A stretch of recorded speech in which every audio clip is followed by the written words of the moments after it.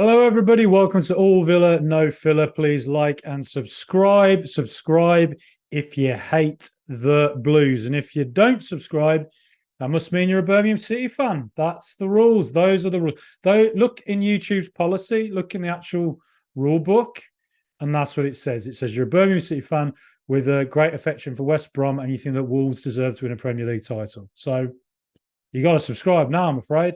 That is the rule. I didn't write it. I read it. I read the terms and conditions when I signed up for YouTube. Anyway, I started this day with short hair and a clean shaven face. Unfortunately, it's ended with a long beard and long hair like Tom Hanks, good Villa fan himself, in Castaway, talking to Wilson. And I felt like talking to Wilson all day today. I do sometimes, feel like I should do that anyway, because I spend a lot of time on my own working from home sometimes.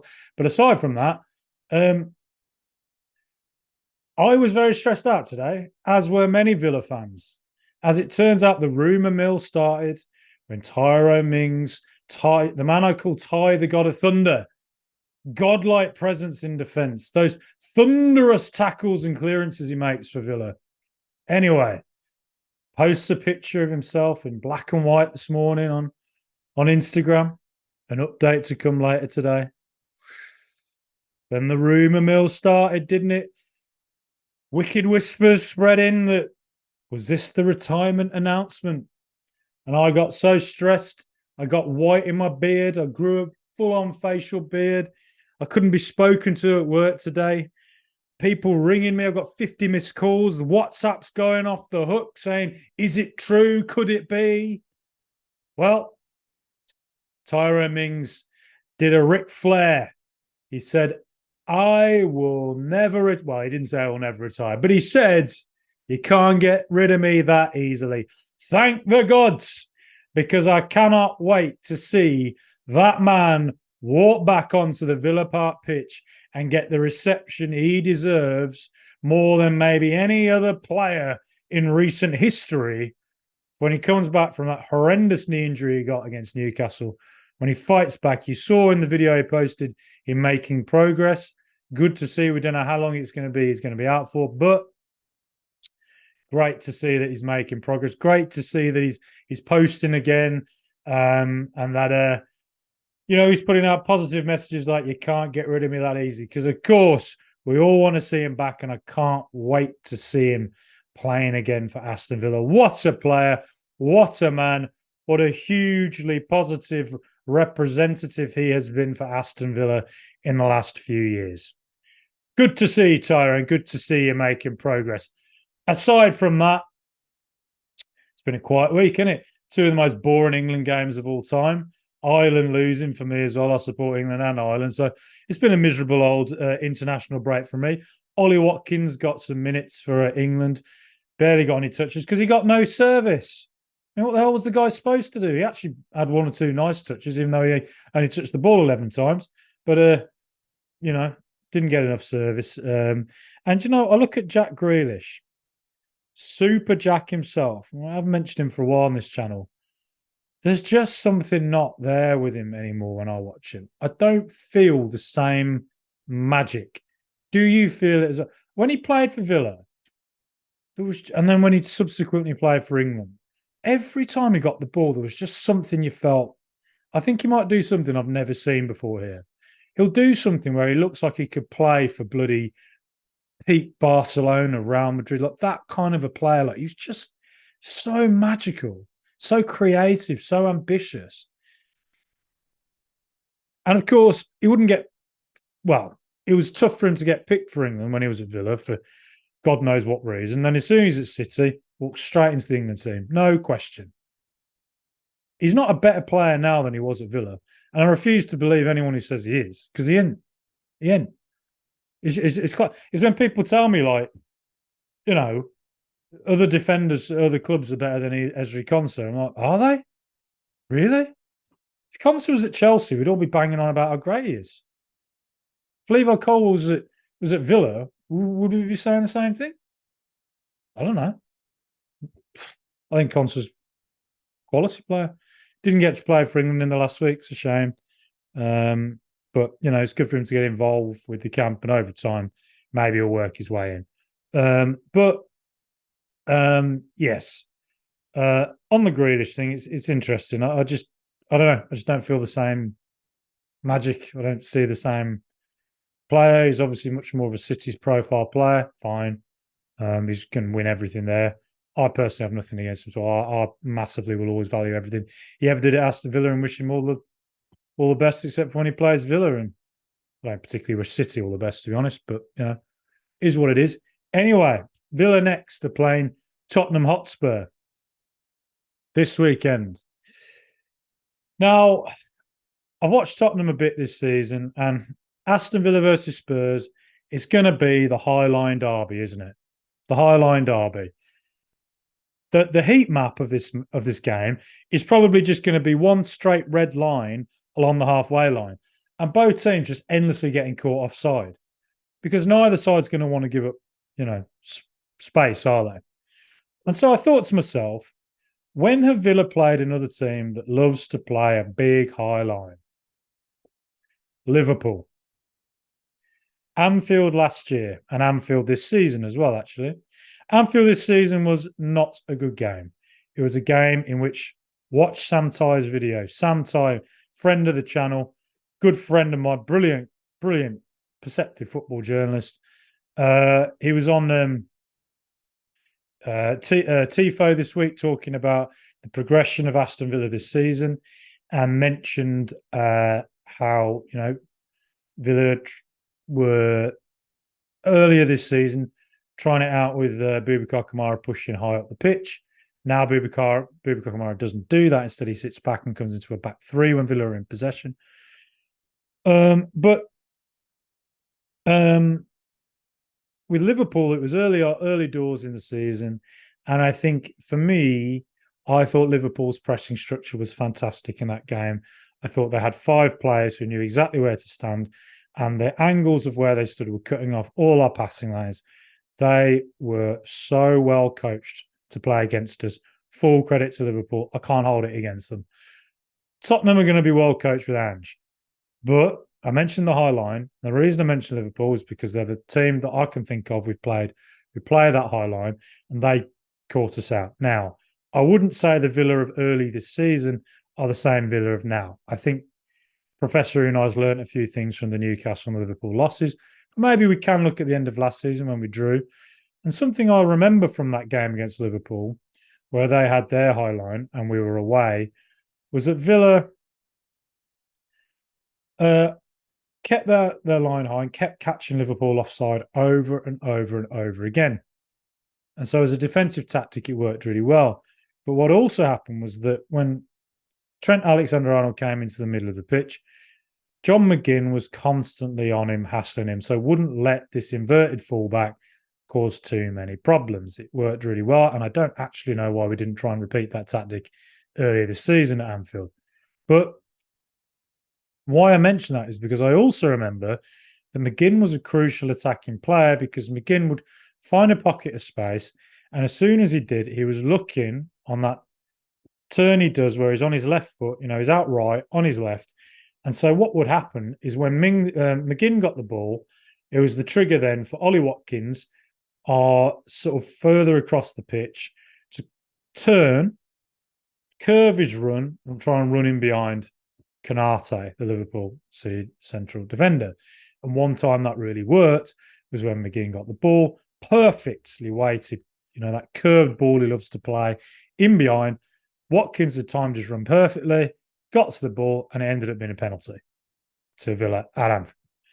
And I wonder if that might be something Villa try and repeat this weekend, as in McGinn obviously is going to be a hassling player in the middle, going to be pressing Tottenham a lot. And I think Tottenham might not have a lot of players who are necessarily wonderfully comfortable on the ball compared to some of the players who are not playing. That includes Maddison and Bissouma and Romero as well. So Villa can just put a lot of pressure on in the middle and against their defenders. But also, if they sit off, when Villa get the ball, the way we might win it, I think, is in the middle, where Douglas Luiz, Boubacar Kamara and John McGinn can play really top football. Pau Torres as well, with key passes into them, or a key pass, bypassing them into Diaby coming deep. Diaby lays it off to McGinn. McGinn, curved left-footed ball into Ollie Watkins, who's curved his run. And if Tottenham are playing that really high line they like to play, if our attackers who've got the pace and are used to playing a high line in defence, in training every single day, well, if that ball can come get laid off to McGinn and he can play those whipped balls in behind and Watkins is running on, I think we have the pace and the penetration to really hurt Tottenham. I'm much more confident about this game than I was a couple of weeks ago. What concerned me before was that I thought James Maddison, he's a fantastic player. He might even be player of the season so far in the Premier League. But unfortunately for Spurs, he's got an injury. Now, the reason he concerned me was that because he comes deep, always finds space, and he's so good at playing balls in behind from deep. And Son, if he can time his run well, or Brennan Johnson, bit of pace, if they can time those runs well, you've got the perfect number 10, James Maddison, to play that through ball. Spurs are missing James Maddison, Romero in defence, they're missing Basuma in central midfield, they're missing Richarlison, and they're also missing another very key player in Van de Ven. I think he's a supremely good central defender. Every time I've watched Spurs this season, I've been amazed at how fast he is, physical he is, and good on the ball. He looks to me like a player who could potentially be, one day, maybe even considered the best central defender in the world, or somebody who could be in that ballpark. He is fantastic. And for them to lose his pace in central defence and have instead potentially Ben Davies and Eric Dier, it helps Villa. That's the way I would put it. Now, Tottenham at their own ground, Ange Postecoglou, very, very clever manager. He's going to have an approach this weekend where he's going to take it to Villa. And what Villa have got to do, and again, Sam Ty mentioned this the other day on TIFO, game state. What Villa have been doing constantly this season, away from home, we didn't do it at Chelsea, right? We didn't do it at Burnley, but what we have done on numerous occasions at Newcastle, at Liverpool, at Lechia Warsaw, and against Nottingham Forest, conceding early goals. All of those goals came pretty much in the 5th, 6th, 3rd, 7th minute, right? Then when you do that, it's a mountain to climb for yourself, isn't it? Because then teams can go into low blocks, sit back and just hit you on the break. Perfect. That's what Forest did to us. Liverpool didn't, Newcastle didn't. They kept taking the game to Villa. And I think that if Spurs get an early goal, they'll keep going at Villa. And there's a real danger that if they get an early goal in the 5th minute, they'll get another one in a second within the first 20, because that's the kind of momentum they are. They're a momentum team, I think, play at high velocity. And Villa, I think, are a team, obviously, we like to control the game. Our possession stats are increasing all the time. We're dominating teams. But in that first 10, 15, 20 minutes, that's when Villa are working their way into the game, right? That's when Villa are not yet in control. And that's when an opposition team, with the crowd being as loud as it is, with the opposition players being at their full pace, their full energy, their sort of strongest energy levels, that's when they have the most potential, I think, to cause Villa trouble. And that's when they are causing us trouble. So Villa have got to find a way of stopping conceding early goals, because it is costing us at the moment. And if we concede early again at Spurs, again, we're asking for trouble. And then if Spurs want to sit a bit deeper, they have the defenders who are probably going to be more comfortable sitting deeper in say, a Ben Davies, who can, soak up the pressure and hit us on the break again. But I think if Villa can hold out, not concede annoying early goals, we might just win it in the centre of the pitch. Højbjerg will likely be there. Would it be, say, Bentancur, technically a lovely player? He might be somebody who can take control of the ball in the centre. compared to, say, an Oliver Skipper they could bring in, or a Gio Lo Celso. Lo Celso, again, another player who could take control of it. But I think if Villa, with Doug Suarez and Kamara, can just get control of that ball, if we can find our passing channels from Pau Torres into Diaby, lays it off to McGinn with the ball in behind to, say, a Ollie Watkins, or if we can find balls in behind to a Leon Bailey, who's going to offer pace out right if he plays, and maybe even, dare I say it, Jacob Ramsey. Going to be interesting. I've been reading that Jacob Ramsey might be fit. Don't think he'd start if he is, but if he is, lovely to have him back. And Alex Moreno working his way back to fitness, played 60 minutes for the under-23s, I think it was, recently. So would he? I don't think he'd start, but it's nice to have that option, isn't it? Spurs is going to be hard place to go.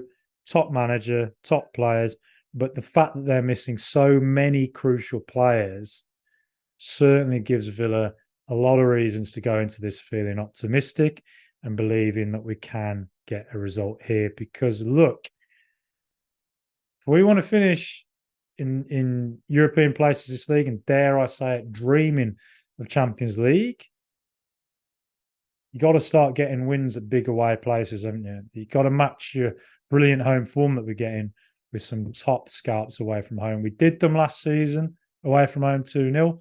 It was a very different side, a very industrious and somewhat boring side under Antonio Conte. They're very different now. They're very dynamic. They're very high velocity, fast pace, and a bit of a no quit attitude in them, really. But I think McGinn, that's where I'm going with it. Hopefully, he's not that injury, that he picked up with Scotland is minor, not too much of a problem. But I think he was fantastic against Fulham. But if he can find a bit of space, his balls in behind their high line, if they play it, if Spurs play that high line, his balls in behind, I think, are going to be quite important. And I think Luiz and Kamara, if they can take control in there, if Pau Torres can find those passes into the midfield or find it into Diaby or an Ollie Watkins to hold it up, lay it off, a ball in behind, I think that might be where Villa do it. Anyway, they've got really dangerous players. We've got really dangerous players. Would you bet against Villa? Because I wouldn't. Please like and subscribe. Let me know what you think below. Up the mighty Villa.